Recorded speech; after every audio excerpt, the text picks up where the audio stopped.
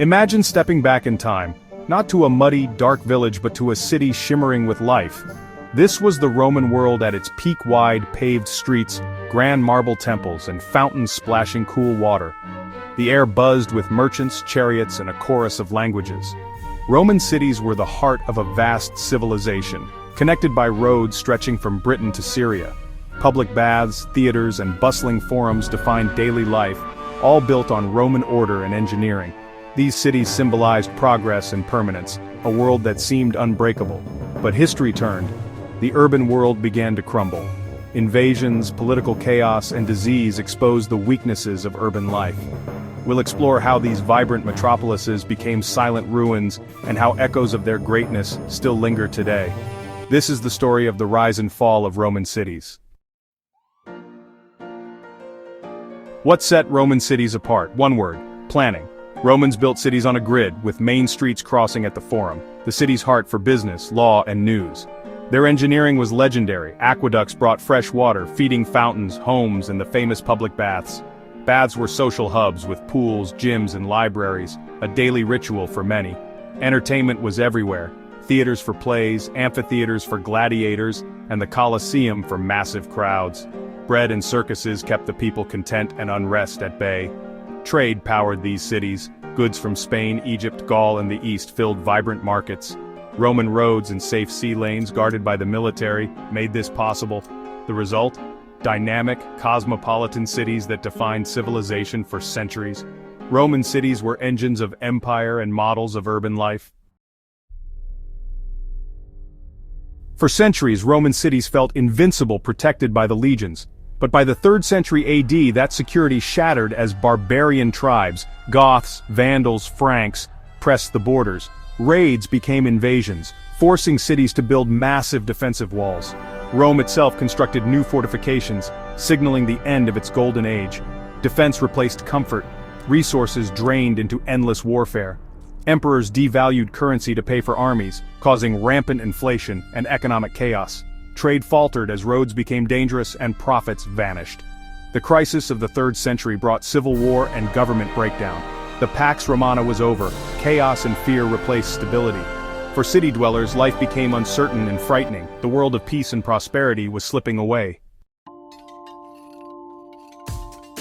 The empire fought back. Diocletian and Constantine reformed the army, taxes, and government, even splitting the empire in two. Constantine founded Constantinople, shifting power eastward and leaving the West poorer and neglected.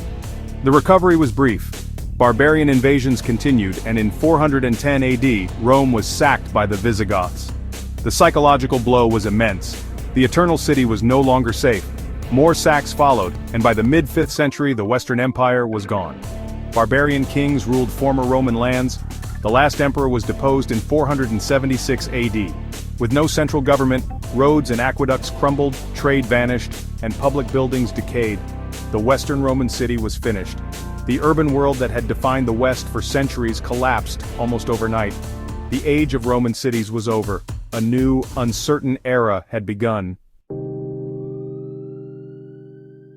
As if invasions and collapse weren't enough, Roman cities faced a deadlier enemy disease. The Antonine Plague killed millions, weakening the empire before the invasions. Later, the plague of Justinian swept through the east, killing thousands daily in Constantinople. Dense cities became breeding grounds for epidemics, wiping out huge portions of the population. With no understanding of disease, people were helpless as communities unraveled. The loss of life paralyzed cities. Fields went untilled, defenses unmanned, daily life halted. Fear and despair gripped survivors. Cities became symbols of death, not opportunity. The great wave of disease accelerated the flight from cities to the countryside. The Roman urban model was fatally wounded. With government gone and plague rampant, Roman cities became dangerous wastelands. Law and order vanished, replaced by violence and chaos. Infrastructure crumbled, no one maintained aqueducts, sewers, or public spaces. Streets filled with filth, disease spread unchecked. Grand buildings were stripped for materials, temples and baths dismantled for stone and metal. The Forum became a cow pasture. Monuments were cannibalized for survival. Cities lost their purpose. No administration, no trade, no community. For most, staying meant risk with no reward. The logical choice was to leave for a safer, simpler life elsewhere. The once great cities became ghost towns. As cities decayed, people fled to the countryside in search of safety and self-sufficiency. This migration reversed centuries of urbanization. The countryside offered food, water, and isolation from disease and violence. Life was harder, but more controllable. This shift birthed feudalism. Peasants traded freedom for protection from local lords.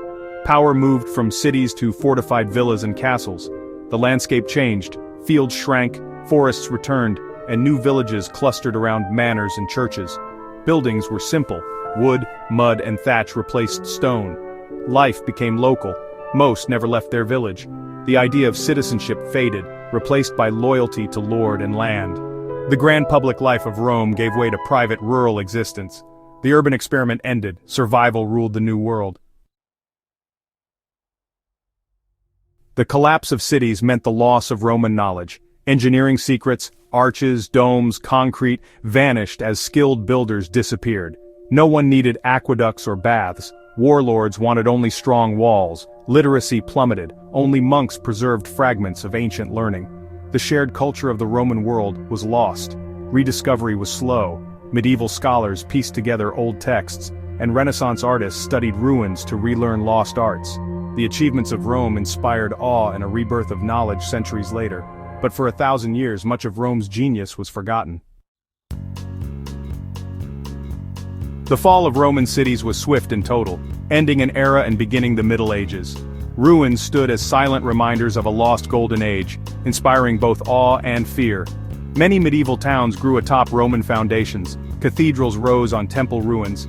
Even in decay, Roman cities shaped the future. Law, language, and church organization all bore Rome's imprint. Latin evolved into modern languages. Roman law became Europe's foundation. The ghost of Rome lingered everywhere. Though the cities fell, the idea of Rome endured in stone, law, and culture. The story of Roman cities is one of creation, collapse, and rebirth. Their echoes shaped Europe for centuries. Rome's legacy reminds us how greatness can fall, yet still shape the world long after.